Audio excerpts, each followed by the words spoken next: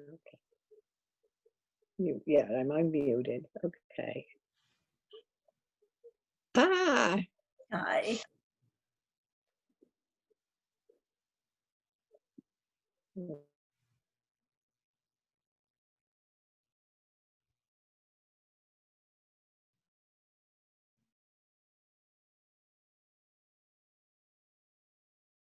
I'm afraid everyone is muted right now.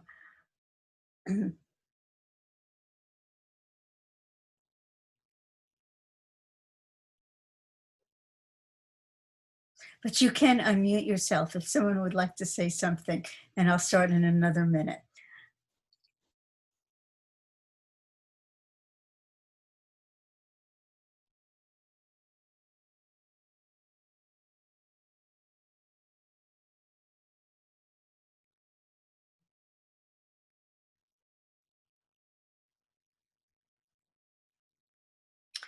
So I'd like to begin and just welcome you. Thank you so much for being here. Part of what I'll be talking about is how can we all come together and connect to what's really meaningful to us in this, I don't have a word for this time, in this period of COVID-19. And why stress hardiness is relevant, because stress hardiness says basically we can get through this the best we can, whatever happens. And so part of what I'll be talking about is how do we maintain our equanimity and love with awareness. So I'm just curious, how many of you are meditators? And you could, I'm going to put on gallery view, and you could just raise your hands if you have a practice. Or I believe you can raise your hand somehow on, thank you. Okay, always good to know. And always good to continue refreshing too. So I'd like to just start out with a saying that I have plastered over my refrigerator at different times. It's a little magnet, and it says, "Peace is not freedom from the storm, but peace within the storm." And I like it because it acknowledges both that there are storms, and I believe we're in a storm right now, and there's also peace. And part of what we're doing and part of what stress hardiness is about is what enables us to really hold it all with love. And so I'd like to begin with taking a moment to just settle in. So bringing awareness to the position of your body, to what it feels like to be sitting here, listening to my voice, perhaps looking at the screen, maybe saying hi to someone that you know if you're on gallery view, and then connecting to our surroundings. Just taking a moment to look around. And as you do that, perhaps connecting to a sense of appreciation and gratitude that we are here, we are safe right now, and how wonderful that we have the capacity to actually have an internet and be able to hear and to see, to think and to feel. And then if you'd like, it's always your choice. If you'd like, you can allow your eyes to soften and look a few feet in front of you, or let the eyes close. And just take a moment to connect internally to what we have in our lives right now that we're able to appreciate and say thank you.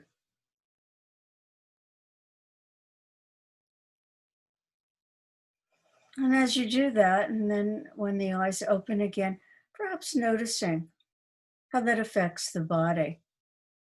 So we'll begin with just a moment or two of that pause that allows us to feel the connection with the ground, grounding us, and the air around us. My niece once was in a school, and at the graduation, they sang a song about, I think something, air under the wings. And I don't know, in my mind, it's feet on the ground. Um, it's okay to build castles in the air, but then let's put the foundations under them. So stress hardiness is actually something that came out of a study by Suzanne Kabasa back in 1979. And she was one of the first people to begin to look at not what's wrong with people, but what's actually right with them. And so she took a group of executives of middle management and upper management, and it was men. She didn't have women in the study. I'd sort of like to see another one. Maybe there is one now that was more mixed. And she examined what would happen to them over time. She looked at 3 years in this group of people, because it was a group, all of whom had been fired or laid off and had gone through a lot of stress within a short period of time. And what she discovered was that there were certain personality characteristics, certain ways of viewing the world that would allow a person essentially to be more resilient and was healthy. Whereas others who didn't manifest these qualities tended to be sick more and were not doing as well over time or even immediately. And so what were those characteristics? Well, the first one was the ability to see what happens as a challenge. A challenge. And you know, in Japan, the word for crisis actually is both danger and opportunity. So challenge. So for me, talking about a subject as large as how do we move through COVID-19, how do we see clearly and continue with an open heart with people around us that we may worry about or may have gotten sick and died, or a loss of income, or just being home, either alone or with someone. I've been watching the governor of New York, Andrew Cuomo, and I love it when he talks about he gets irritated with his dog even at times. So the humanness of accepting all that's here, but seeing our ability to be with it in a way that allows us to have energy and some maybe faith that somehow what's really inherent, what's really important, what's very vital is still going to exist. And actually, Kabasa describes that as challenge, as a commitment to taking the challenge. The commitment is I'm committed to remaining as whole as possible, whatever that means.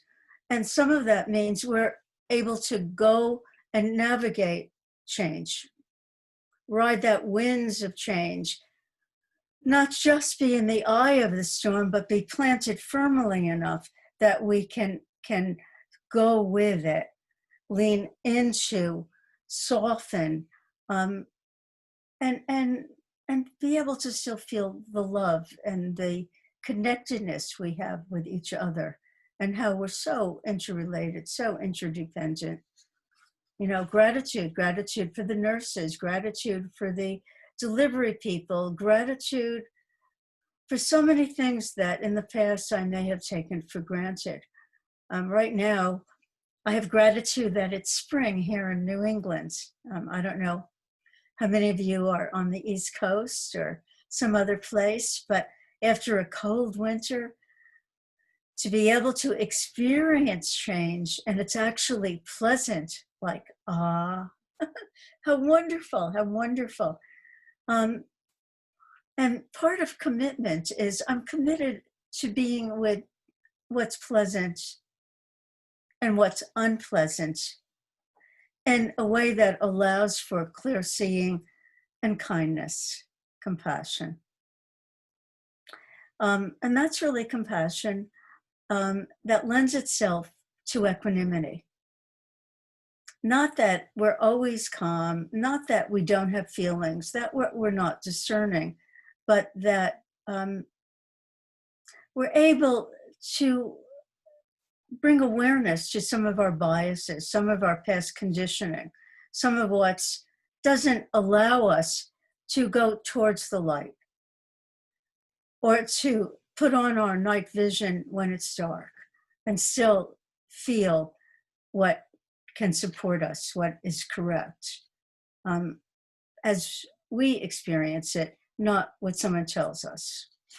And that is trust. It's not part of stress hardiness, but in order to make a commitment to seeing things as a challenge and being able to discover what we actually have control over, which is the third C of stress hardiness. It's challenge, commitment, and control. Control. Even in the midst of change, what is possible to use as support? What do we hold on to even as we practice also letting go of how it was yesterday, letting go of our expectation for how it will be tomorrow, and simply resting, abiding in this moment with love. Love, kindness, and clarity, clear seeing. And in my mind, that's mindfulness. It's not a doing, it's an allowing. It's an approach to life that allows our full humanness to flower. And it's connecting to others, to all that's here around us, our humanity. And as I thought about why talk about stress hardiness, I realized that stress hardiness was something that I learned years ago when I was teaching mindfulness-based stress reduction. And I'm still involved in that process. I still practice mindfulness, even if I don't formally teach an 8-week course. But stress hardiness was a yes set. Yes, it's possible. And it's possible to manage stress. And I'm going to pause again. I get excited and I go quickly. To manage stress. What is stress? Stress is something that occurs, and it can be inside or outside, that we experience as threatening our ability to be with it, that we experience as dangerous, that is something that's overwhelming. And it's based on appraisal. So what might be stressful for me may actually not be stressful for you.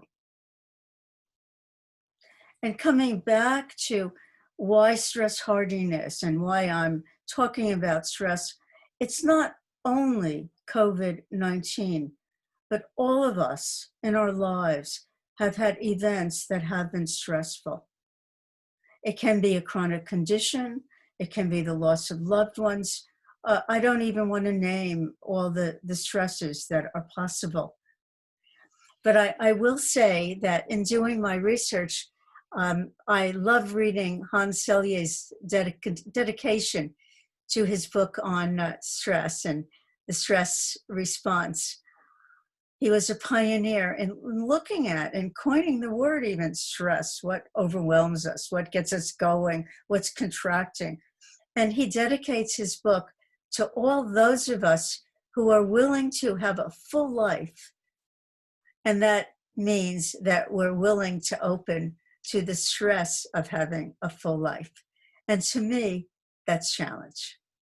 That's the challenge that Kavas is talking about. That's the challenge that those executives who were able to thrive in the face of adversity were able to experience, even with their circumstances. That means they let themselves have their moments of trial, of darkness, but still moving through that, recovering, that was a challenge. And in 1995, I was diagnosed with non-Hodgkin's lymphoma, which for me was a big wake-up call. Because at the time, I was working with a number of, I've always been a clinical social, always, not always. Though actually, if I think back to my childhood, probably always is a part of me. But I was trained as a clinical social worker, and I had started learning about mindfulness back in the early 80s, mostly because I was so stressed at my job listening to problems all day long. And I heard someone down the road from where my clinic was teaching mindfulness. And it started with him just giving free yoga lessons in the faculty conference room in a hospital. And so I would do yoga and I'd come back to my office and I'd feel much better. And someone else, Larry Rosenberg, my first meditation teacher, he'd be doing a free meditation. And I'd go and I'd be quiet and I'd stop complaining for a little bit. And perspective would get a little bigger. And then I'd walk back to my office and I'd feel the air and I could settle a little bit more. The yoga teacher was John Kabat-Zinn, who probably many of you have heard of. And that was my introduction to mindfulness. And then because I'm stubborn, I didn't think I was so good at being mindful because I bump into things, I forget things all the time, maybe even have a little ADHD, I don't know. But this was a challenge. And I like meeting challenges. So even without knowing stress hardiness, I began there. And then I discovered mindfulness-based stress reduction and began teaching it in 1984. So I've been teaching MBSR, that's mindfulness-based stress reduction, for about 12 years when I was diagnosed with cancer for the first time. I've had a couple of bouts, actually more than a couple, but I live with cancer and I live with uncertainty. So I live with what COVID-19 is forcing us all to live with, and actually even a much more dramatic and frightening way, I think. But at that time, in teaching MBSR, one of the mottos is that there's more right with you than wrong. And you don't have to suffer. And so when I was diagnosed with non-Hodgkin's lymphoma, this was 95, you can tell I'm still around. I wanted to know, what did that really mean for me that I wouldn't have to suffer? What is suffering? So stress, we can easily define something has happened, feeling overwhelming. Would be a way for me to appraise my situation that would allow me to feel I had the ability to take control of at least my attitude, to discover other areas that I would have control over. I actually went on retreats and meditated more during that period because it allowed for my container to get bigger and more flexible so I could see the storm, feel the storm of my desires, my wants, my dislikes, my fears, my vulnerabilities, and recover. Find that place inside that could be my sanctuary. And one of the ways of coping, and I'm going to read this now, and then during this 90 minutes, we're actually going to continue exploring not only challenge, but what control do we have now? And what are we willing to commit ourselves to? And we're going to do this, if you choose, it's always your choice, through the lens of kindness, compassion, love, and awareness. Another word for mindfulness. And I'll talk about how I define mindfulness in a minute. But what I wrote, because it helped me to take some of those strong feelings from inside and just put them out on paper. I took some breaths. I'm going to do that now. Let's all do that. I'm noticing I get excited. And then I pause. So I invite you all to pause and just check in. As you heard these words, so I've mentioned COVID-19, stress, vulnerability. What's the body feeling right now? How's your breath? Fast, slow? What's the position of your body? What's grounding for you right now that allows us to receive, to open, to not push, clench, strive, force? Allow. The challenge and the commitment. The experience of the world is processed by our minds, filtered by our experience. Experience of the world processed by our minds. That means we're influenced by past conditioning. And if it's conditioned, that means it can be not erased, but we're able to learn new routes that the mind can travel along. New conditions. It's filtered by our experience. New experiences, new conditions. What is it, I asked, and I still ask, that enables us to make connections that create either happiness or sadness? And actually, think about that for a moment. What is it that enables us, me, you, and me, to make connections? What do we look at? What do we feel? What draws our attention, our awareness, that creates a greater sense of peace, of wholeness, possibilities, strength? And what creates the opposite?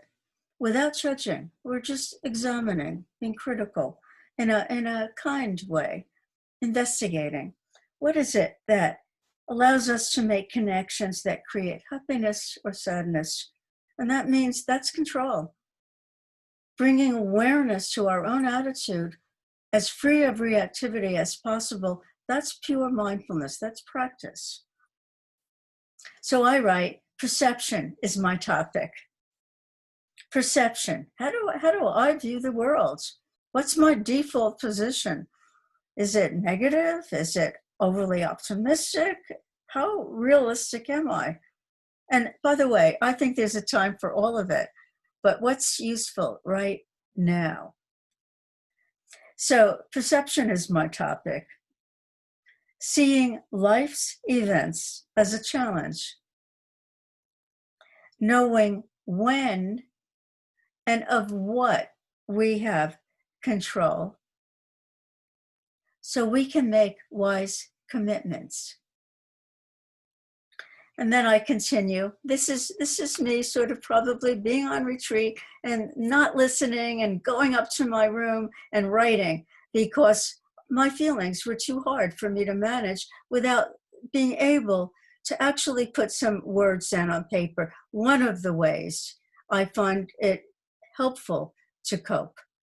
So there's many ways, and quieting down allows us to discover what they are for ourselves. Perception is my topic. Seeing life's events as a challenge, knowing when and of what we have control, so we can make those commitments that will lend themselves to greater health, greater well-being, greater freedom from suffering. So challenge, control, commitment lend themselves to stress hardiness, but courage lets us be free to hold it all with love. Courage lets us be free to hold it all with love. So with that, I'd like to pause again, and I'd like to invite you to pause,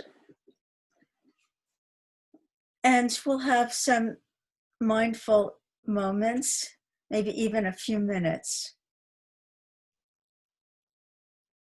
So just right now, bringing awareness to what is most vivid for you in this moment. I said that and I felt the toes in my shoes. I noticed them resting on the floor.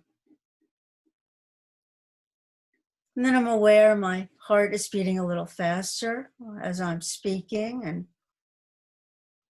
part of me would love to have you in this room that I could hug and look at and smile and immediately answer questions. And I'm just noticing those are thoughts. And I'm not letting them go, but I'm bringing awareness to how they move and change, because I'm not fighting what's here. And then I'm letting myself feel breath as it moves the body. And for me doing that, I'm aware of the position that I'm sitting in. Because if I'm sitting all contracted with my arms in front of myself or my legs crossed, much harder to breathe freely. And the breath is always with us as long as we are here. It's a reminder of our aliveness, our being.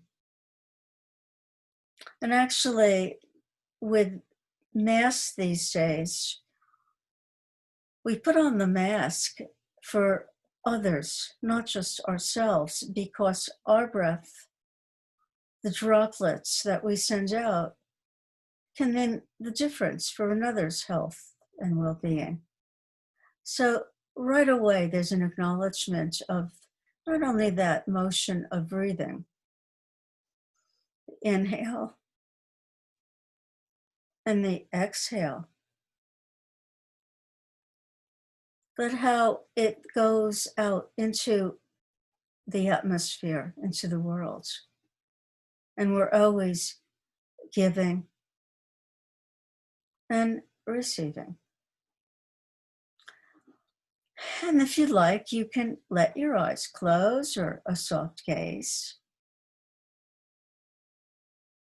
And it can be helpful to find an internal anchor or an external one. If the eyes are open and you can open them at any time, feel free, if you have a window nearby, to look out at the sky. or changing light, or maybe letting the eyes rest on something comforting in the house. I'm just letting be.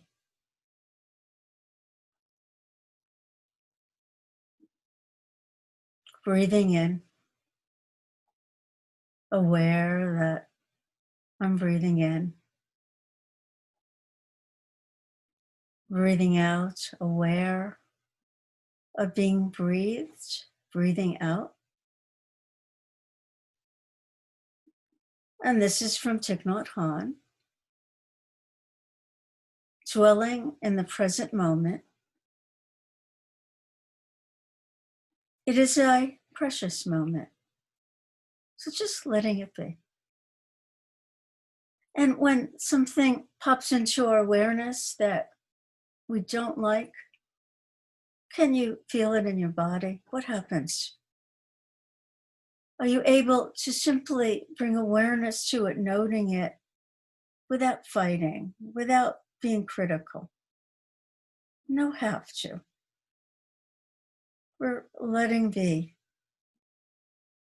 and breathing in and out, kindness, caring, connecting to what we can experience as tender and love, different for all of us. How do we embrace ourselves as we pause, as we stop, as we feel the breath moving body, as we open to experience, allowing ourselves to bring awareness to change itself.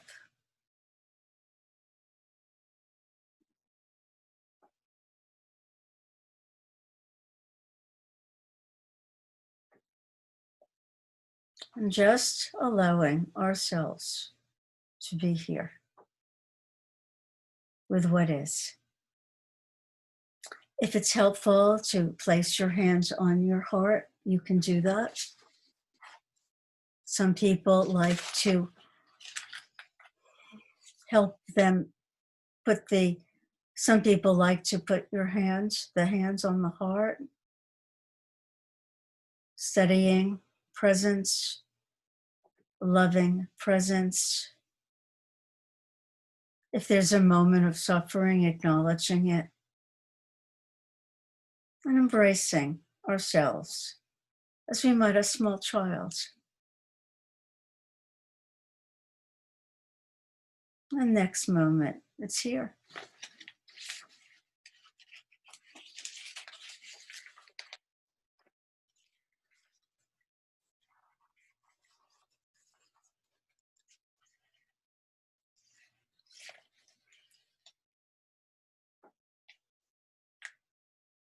Allow. Just letting my words be sounds, if you like. For some of you, maybe I'm talking too much. What's that like? If that pops in. For others, maybe not enough. Allow. Allowing. Noticing when we can't be allowing, and can we allow our non-allowing? Kindness.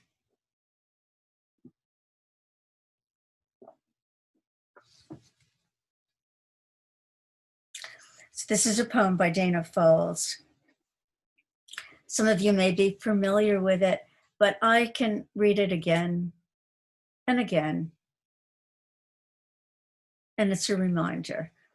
Another word for mindfulness is remembering, remembering, remembering. We're here, practicing, allowing, kindly, opening with as clear a vision, as free of bias as possible. It's heartfelt, heart, mind. Allow. There's no controlling life. Try corralling a lightning bolt containing a tornado. Dam a stream, and it will create a new channel.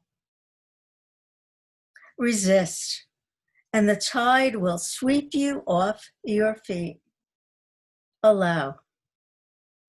Allow, and grace will carry you to higher ground. The only safety lies in letting it all in. The wild and the weak. Fear. Fantasies. Failures. Success. The only safety lies in letting it all in. It's a challenge, and that's within our ability to control if we're willing to commit ourselves to practicing letting be. Allow, grace will carry you to higher ground. The only safety lies in letting it all in. The wild and the weak, fear, fantasies, failures, and success. When loss rips off the doors of the heart, or sadness veils your vision with despair, practice becomes simply bearing the truth. Practice becomes simply bearing the truth. Back in the 80s, it was, okay, I have cancer. I don't like it. I wish this were not the case, but it is. What will allow me to move with it? What will be useful now, knowing that everything changes? So when loss rips off the doors of the heart, or sadness veils your vision with despair, practice becomes simply bearing the truth. This is what's going on. We're in the middle of a pandemic. Who likes it? No one. Or maybe at moments we do like the quiet.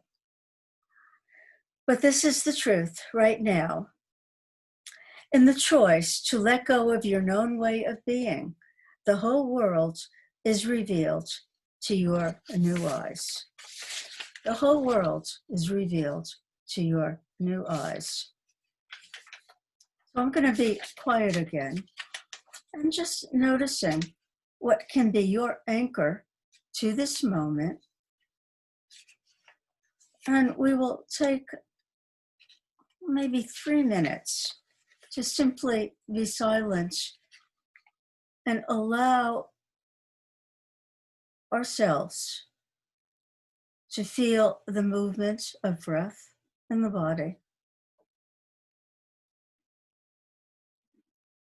Allow ourselves to cherish that we are able to think, but do our best not to grab onto any particular thought, but let it be like the river, flowing, moving, changing.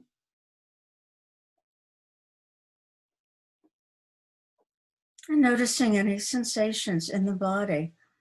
And what does it mean to soften into?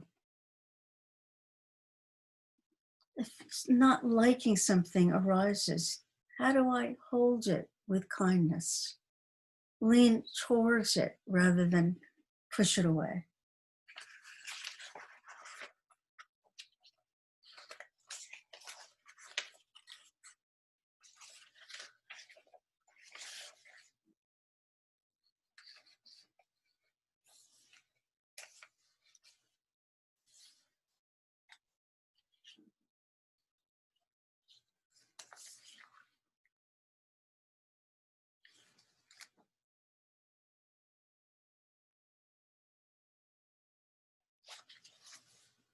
Letting be. Maybe the mind is quiet, maybe you're able to settle, maybe not. But how wonderful you're here, now. Can you be curious what the next minute brings?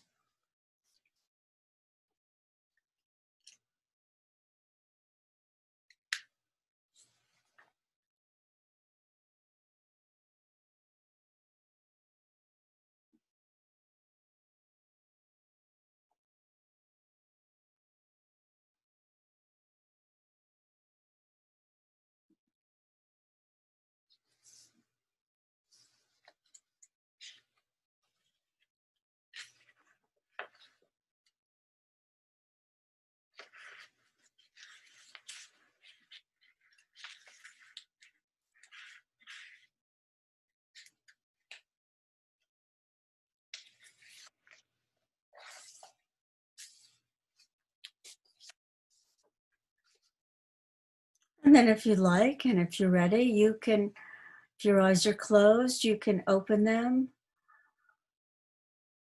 But as we transition to a informal practice of awareness, letting yourself bring awareness to what that is like. Because what I've learned over the years is there's some things I have no control over. But I'm committed to being curious and investigating what I find challenging. And I'm committed to not beating myself up so much, because that's been a habit of mine. So what I'd like us to do is to just take a few more breaths consciously. It will happen anyway.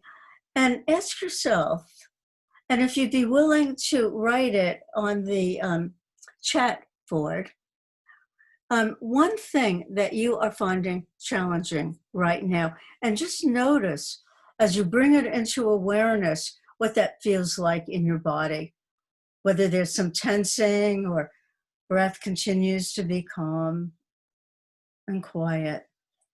And I'm going to open up the chat, just a word or a phrase, and then I'll read it out loud. And if you don't feel like doing that, that's okay too.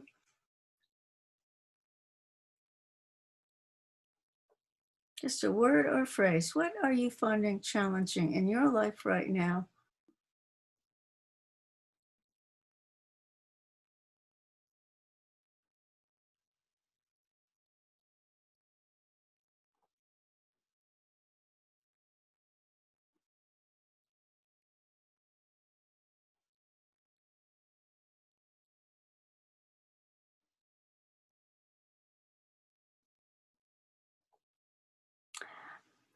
So I'm going to read it as it comes along.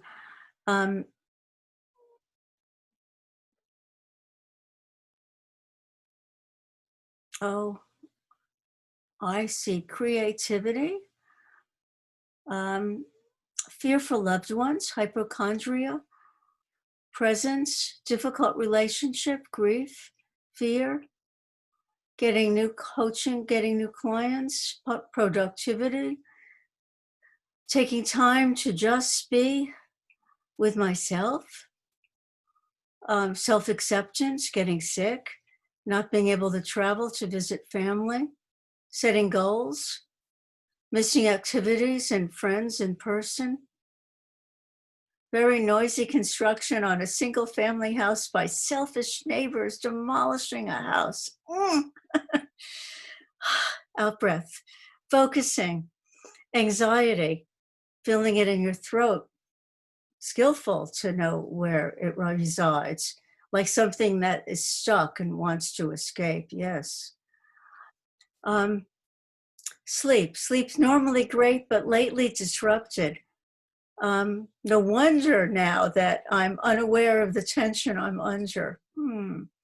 Keeping balance, miss being able to care for patients in person, getting motivated, uncertainty of when things will feel normal again. Yes, less motivated. And I bet we could go on and on and on and on. So let's just take some more breaths. And can we all stand for a moment too? Because sometimes you just need to move about. So I'd like to invite everyone to shake it all about. I was known for the hokey pokey, folks. Life can turn us all around and shake us all about. Out breath. And then when you're ready, coming back to that sitting position again, taking your time. And I'd like to do a guided visualization. Before we move into what is possible And how do we take control? What does that mean, control? Second C of stress hardiness. So once again, just letting yourself be as comfortable as you can right now. Eyes open or closed.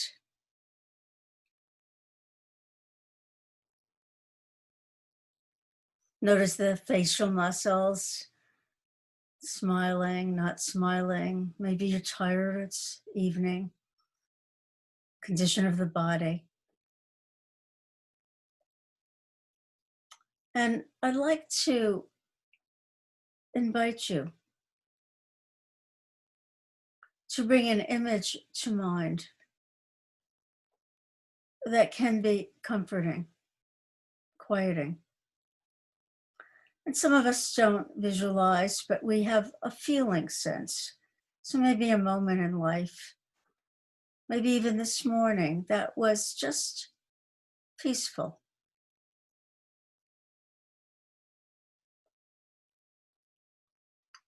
When we talk about compassion, some of it is savoring that moment when there's nothing.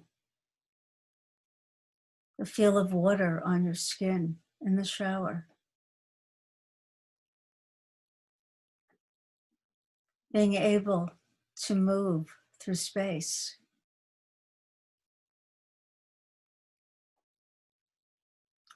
And if you like, you can imagine a tree. A tree. You can choose the type of tree that you like. It's a beautiful beech tree near our house. And I look at it and I see the roots extending far into the ground. They're wide and they're deep. Roots growing so deep that it's withstood many storms. And then the trunk, like the sides of our body, the trunk rising up to the sky.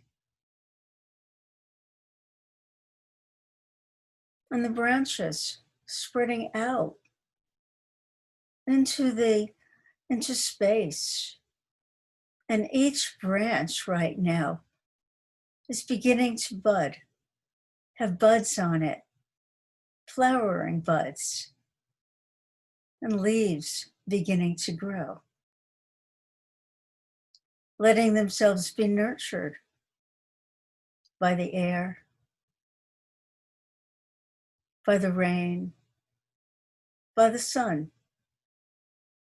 Just like our chests can open wide, embracing ourselves as we are, the courage to be, the courage to be here, the courage to acknowledge our aliveness and our fears, our challenges. And then moving up to the tips of the branches, up high into the sky, so we have perspective, can look around. Maybe finding what is beautiful near us that can support us. Or maybe something that is important to bring awareness to that could be harmful. But the tree just continues growing, even as it changes. And the weather comes and goes.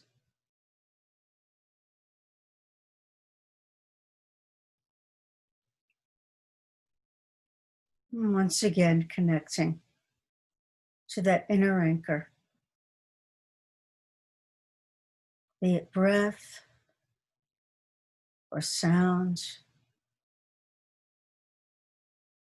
an image or a feeling. I'm letting it be.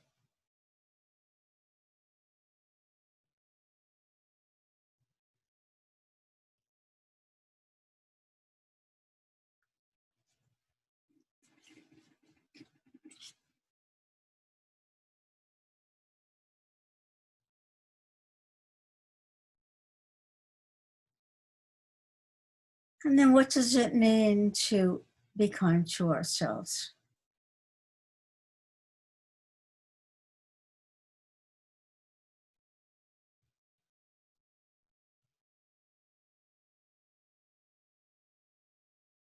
To cherish this moment. Safe now. Who knows what tomorrow is? But now, here we are together.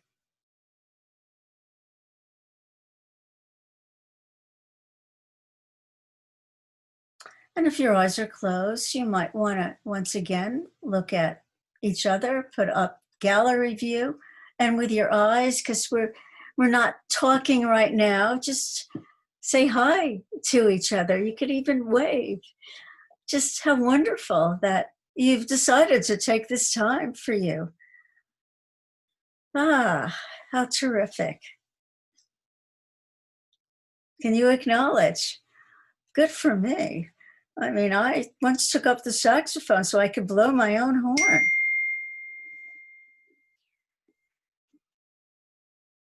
And then once again, let's all come back to speaker view. And let's take some time to look at control. What is with my ability to control? And I am actually going to unmute you and see if you can raise your hands. I think what can we do? Ted, I'm unmuting everyone. Everyone's getting unmuted. And I want to see that on the end, I have reactions. So if you want to raise your hands to talk, I will call on you. But I'm looking at my screen where that is. What participants will need to do if you want to raise your digital hand. Yeah, thank you. Open up participants. That's a button on the bottom of your screen. Just move your mouse around a little bit. You'll see participants. Oh. Click on that. That will open up a window. And at the bottom of that participants, bottom right of that new window, you'll see raise hand. You can tap that and that will put you at the top of the list that Elana is seeing. An easier way is you can just do this too. And just You know what? My technical abilities seem to go when I'm talking. So I'm letting be, folks. Letting be. Yes, and I practice this too. So yeah, just raise your hand if you'd like to talk, because I like to really spend a few minutes on, unfortunately, just a few minutes, what is within our ability to control. I have a list of attitudes, but let's start with some concrete things. Now, I'm looking for a hand, and I don't see a hand here. Looks like I might have to talk. I control having a mask in my pocket. That works for me. I control the food in our house, that we're not going to the store. I am high risk. I'm older. As my immune system has been compromised. Oh, how nice to hear, baby. Hello. Sorry. Would you like to say something? I'm sorry. Oh. Yeah. What helps you? I think holding I can't tell if it's a little boy or girl. It's a boy. Oh, very sweet. Look at, yeah, he was crying with his daddy, so sorry. Nice. No. He wanted to participate too. Great. That's great. Very nice. You can mute yourself if you don't like the crying, but I think all of us will. I'm happy to hear life. What are some other things we do for control? So I was talking about food. Food has become really important to me. Anyone nodding? Yes, yes. No, no. And I'm also, an attitude that I'm bringing is gratitude. And I have to shout out my husband, who's actually on this call, because he's been cooking and I have been so appreciative. It's been just delicious. And after all these years, I don't even feel guilty. It's great. What else? Let's make it real, folks. Mindfulness isn't something out there. It's something now. It has to be, my feeling is practice has to be practical. It lets us see what we need and be able to move towards it. And it lets us know what we don't need and be kind to ourselves that it's happening. So anyone, maybe I have two screens. Still don't see a hand, which means I just might be talking about different attitudes. But I'm going to pause again in case you'd like to share something. Humor. What do you read? What do you ingest? What do your eyes take in? What do you listen to? How much are you listening to the news? Oh, Ted, thank you. Thank you. Sure. You're asking just examples of what I control. I control what I say. Right speech. I suppose. Not always fitting the confines of right speech sometimes, right. but I do control what I say. You're aware of it. Oh, yes. Yeah, do no harm. Wonderful. And maybe are there special times that you're more aware of it than others? Yes. Thank you. Thank you. Yes. And usually in those moments of choosing to be silent. Yes, if in doubt, wonderful to choose silence. Realizing that the locus of control, it's not all outside.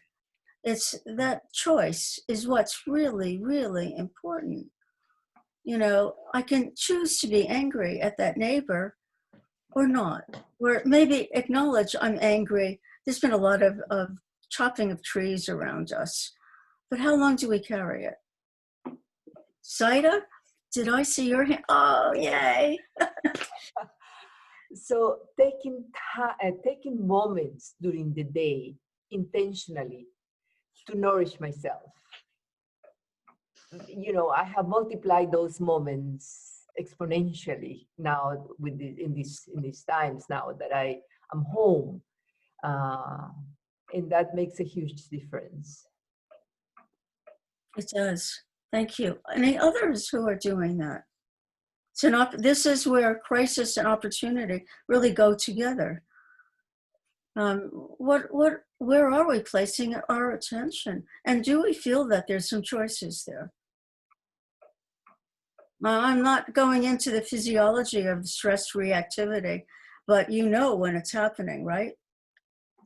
Heart speeding up, you're sweating, contraction, maybe even a cleansing of the fist, even symbolically. When does that happen? And how long does that last? So nice to see you. I'm on gallery view. What about others? What about support? Who do we connect with and how do we connect with each other? I see you're proficient at Zoom. We're lucky we have Wi-Fi.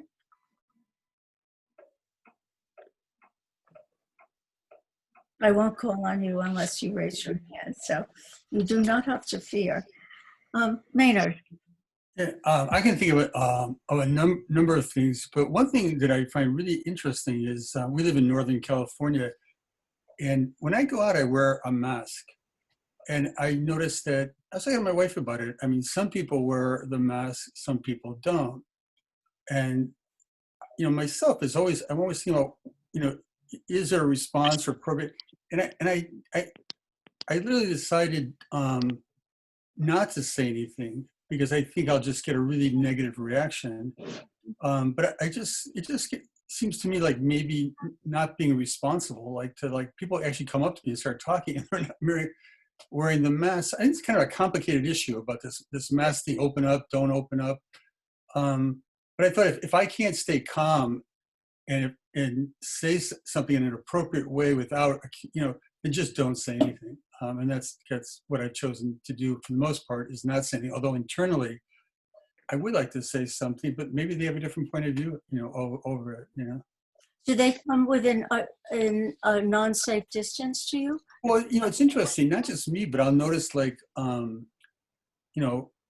we live, there are a lot of bikers and whatever, and they're biking, talking to each other, right next to, it's not just me.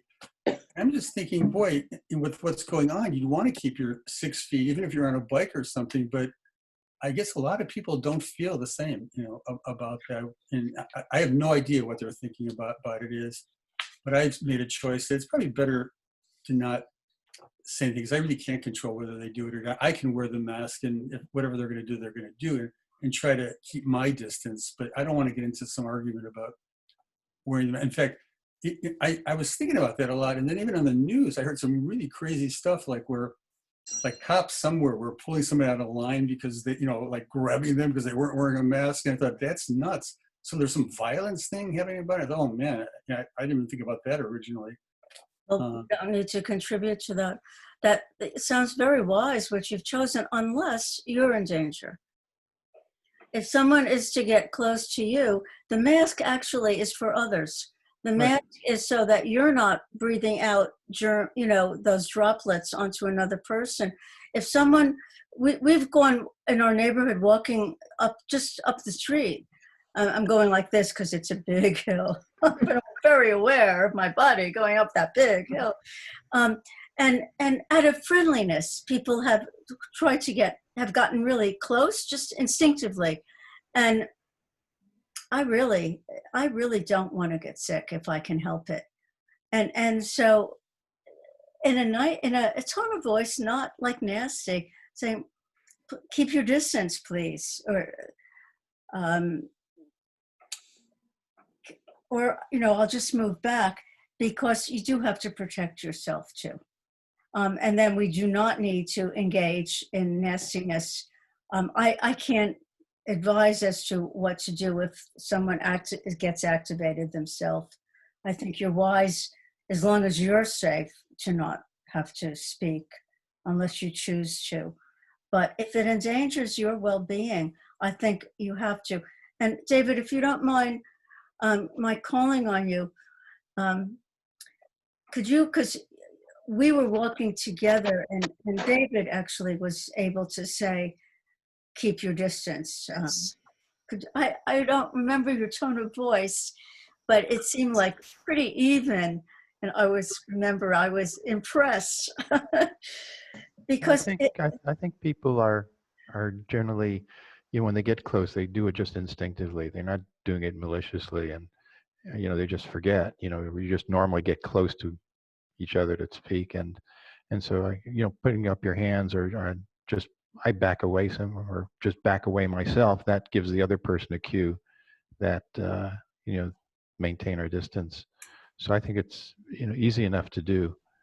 For you, it may not be easy for someone else. Yeah. But if your life is a danger, do no harm. Do no harm to self. Do no harm to others. This is one of the things I love about having the opportunity to talk to you, and talk about. It goes beyond a study. Stress hardiness is what makes sense. What is going to be so much of mindfulness to me is about calming enough, having that anchor within, and the anchor can be within and without, that gives us the ability to be wise, like you're describing, Maynard, and so that we know when to speak, when not to speak.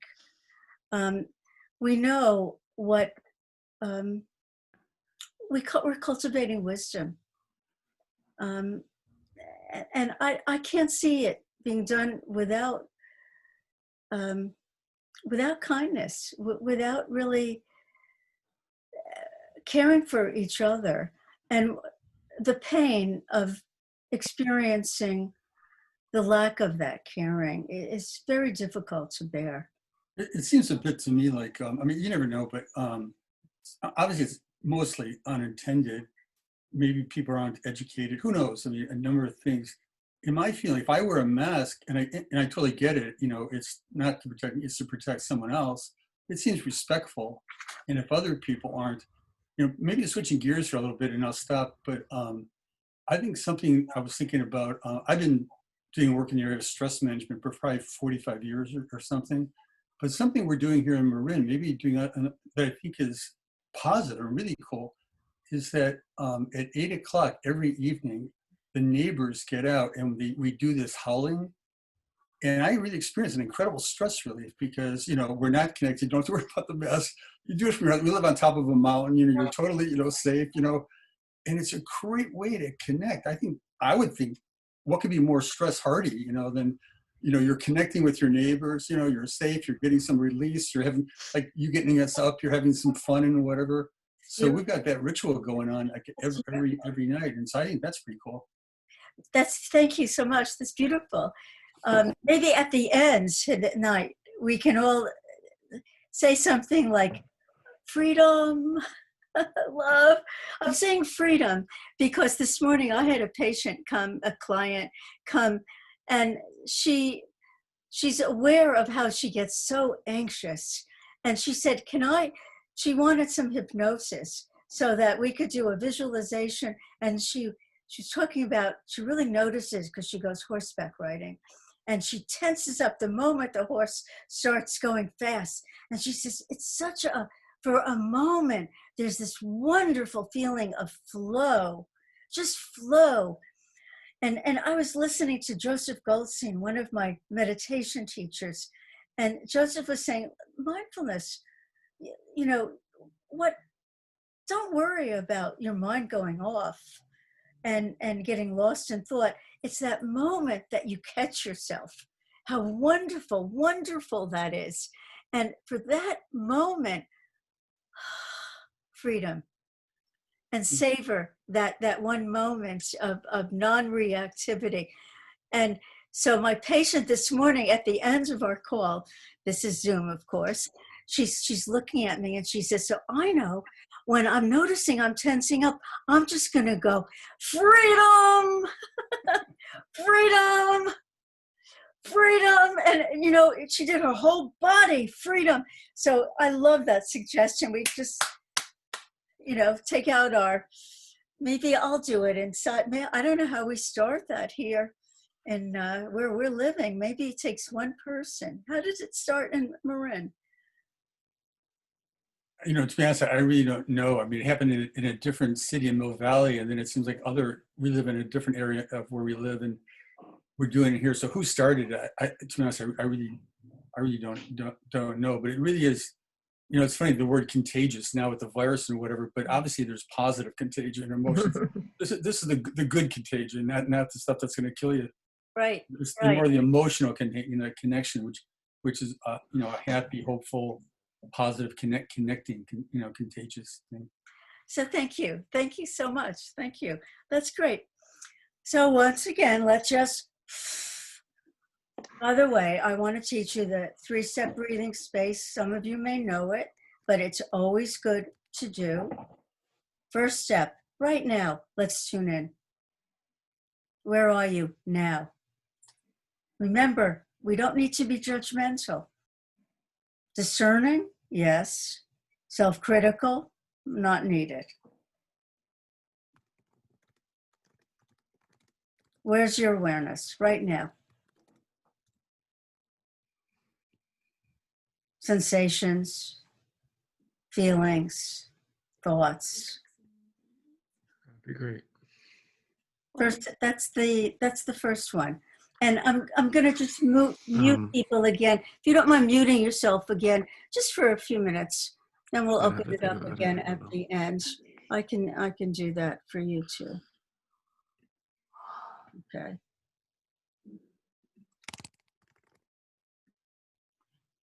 So first step is we're just checking in. It's called the stop. Stop. Take a breath. Open. Proceed. Stop. Opening. Observing. Allowing.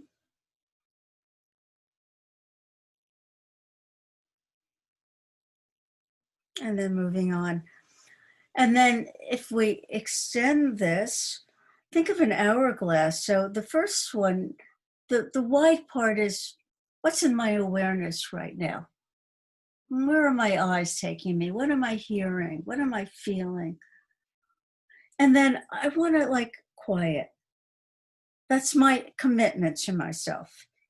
The third C, commitment. What am I going to, will I commit myself to this practice? Will I commit myself to bringing awareness to my speech, to my actions, to the work I do, to what I take in? What will quiet me? So I tend to use the breath. And just for, you're standing, you've actually gone into a grocery store. Maybe there's some impatience that arises.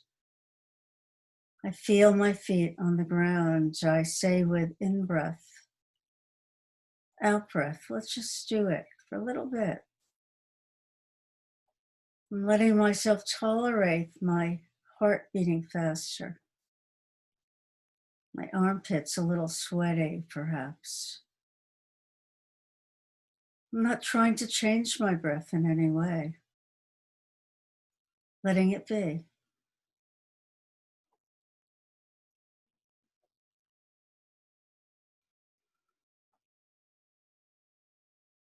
Maybe there's a word or phrase we want to repeat to ourselves. Calming.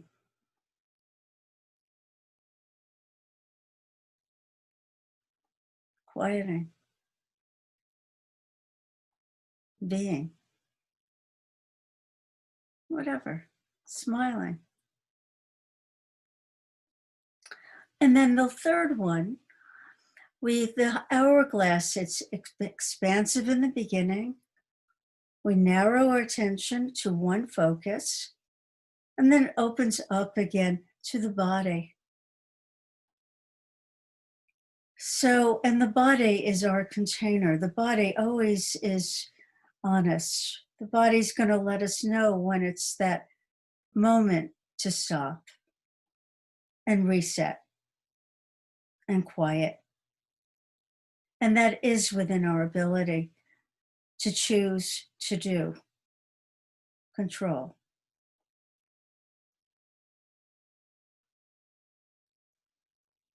So beginning at the feet, just feeling the position of the feet, touching the ground, supporting you. And if you like, even thank you to my feet. You've done a good job all these years. Thank you.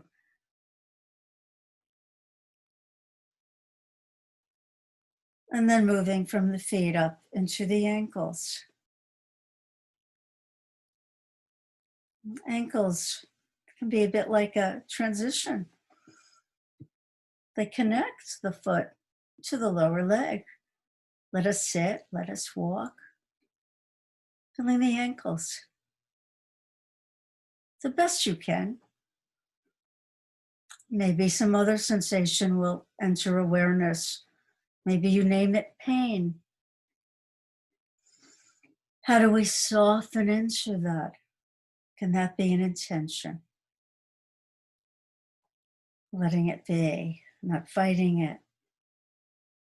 Being curious. Noticing what changes.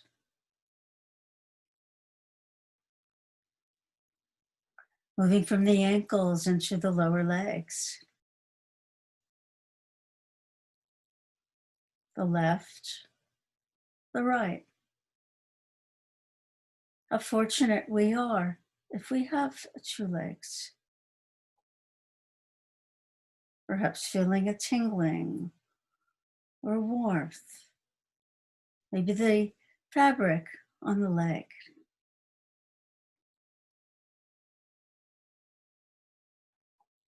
The bones supporting it. Hardness, softness. What's the position of the legs? Noticing how the lower leg moves into the knee, and the knee is connected to the lower leg. Everything connected.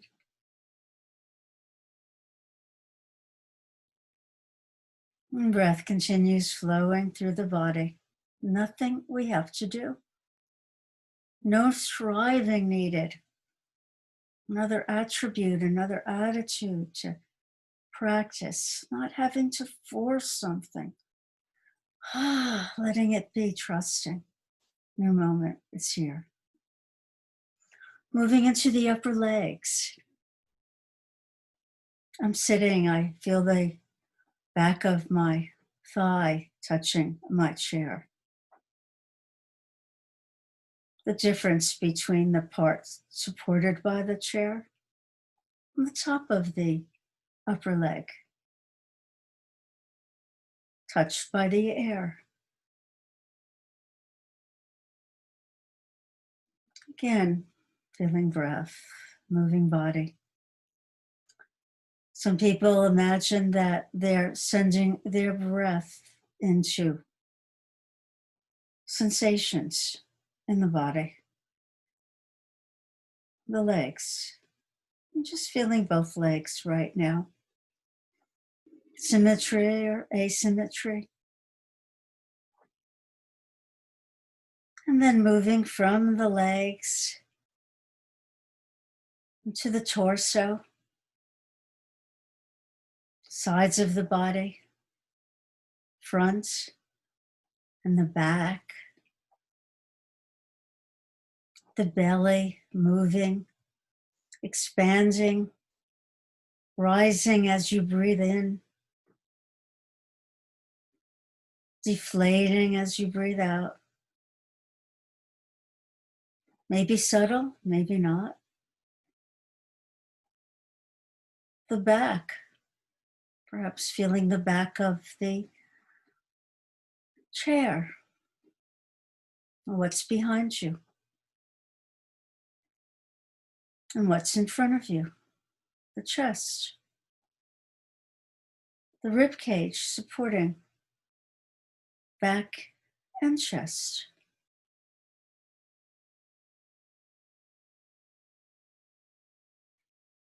Movement of the chest with breath.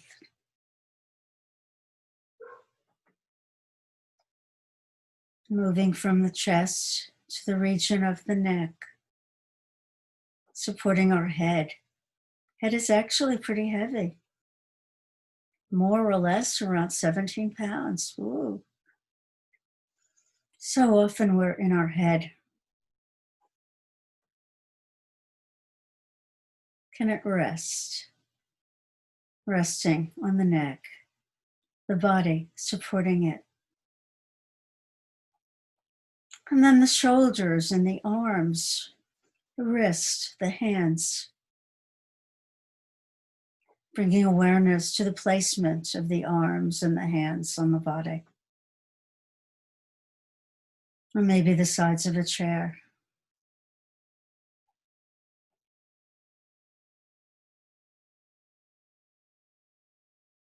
And then back up again into the head, the whole head.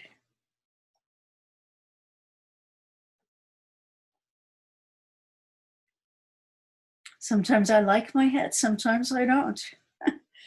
Can I be kind to those likes and dislikes? Filling my mouth that allows for speech to come forth.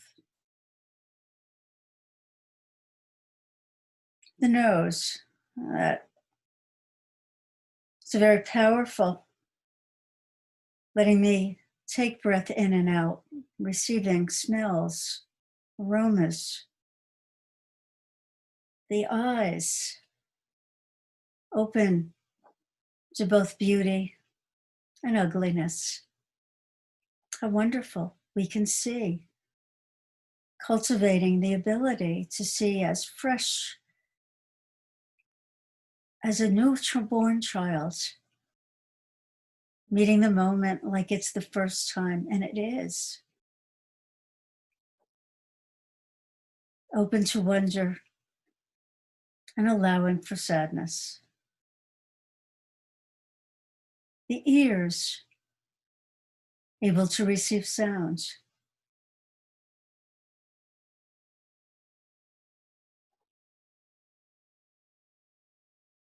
We don't have to do anything, and sound can come to us. Some of us may need a little help there,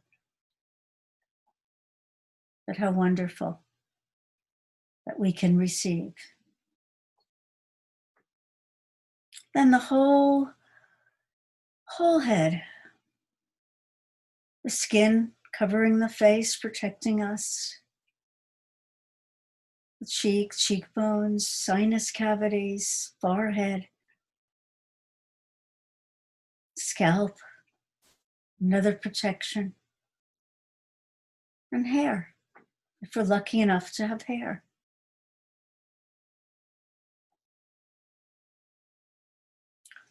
And stress hardiness is challenge, control, commitment, committing ourselves to taking time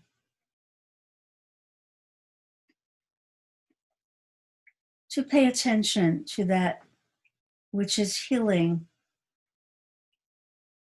and wholesome, healthy and wise, committing ourselves to noting the opposite. Those moments when we get stuck and snagged, maybe even shamed, and letting that move just like the breath through the air. A new moment, new breath. Can we commit ourselves to letting be all that's here? The wonder, the sadness, the joy.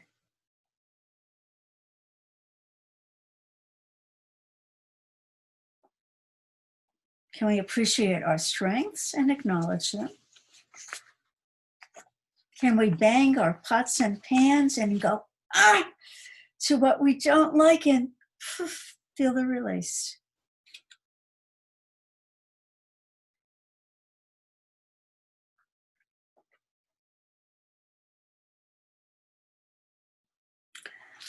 And we have about 7 minutes left. And so I would like us to give ourselves some hugs, either mentally or physically.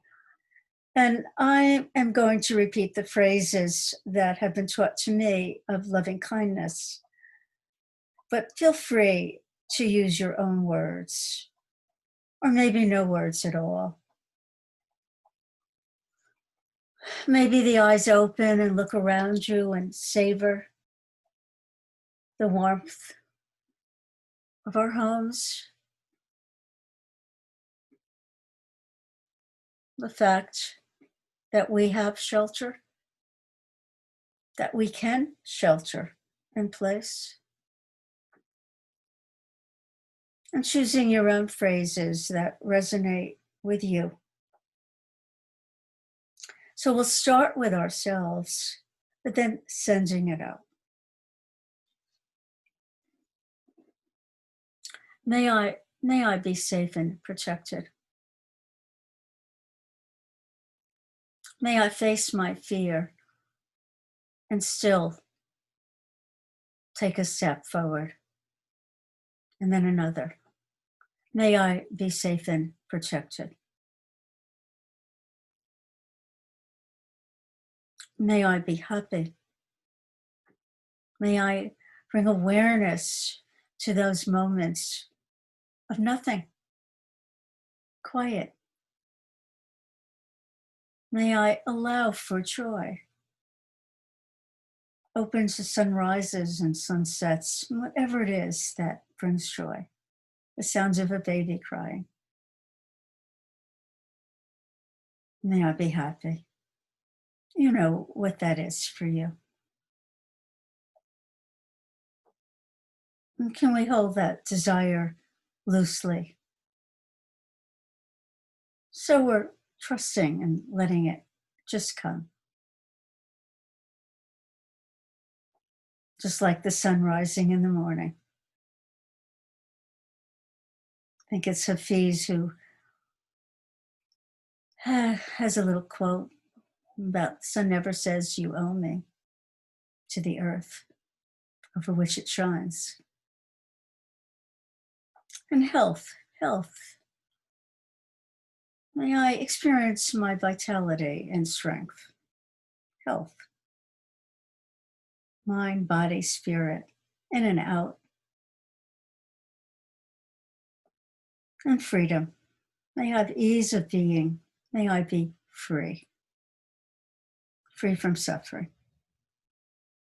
Free to be wise and honest. May I live with ease.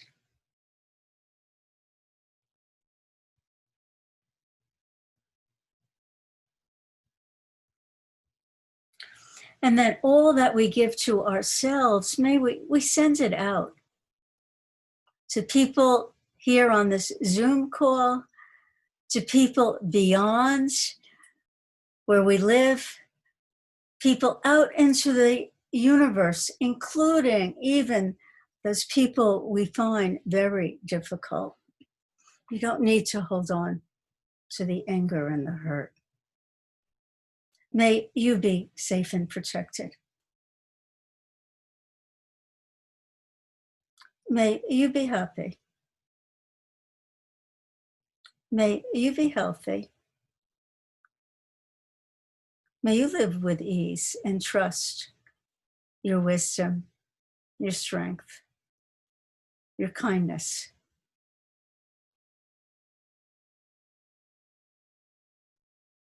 May we all stay connected to each other in support and in love.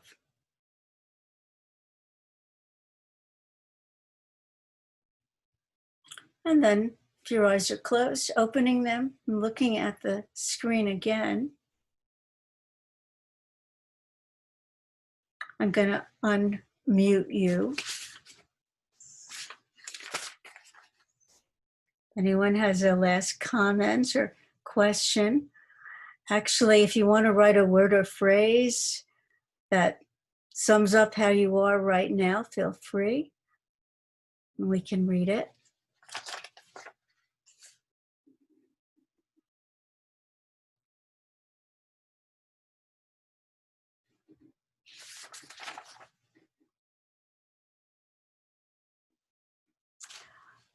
Thank you.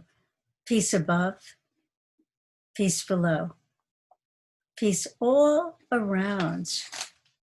Peace, peace, peace, and all together, freedom and health. Freedom, health. Yes, thank you so much for being with me. I really thank you. Peace. Take care. Lovely to be with you.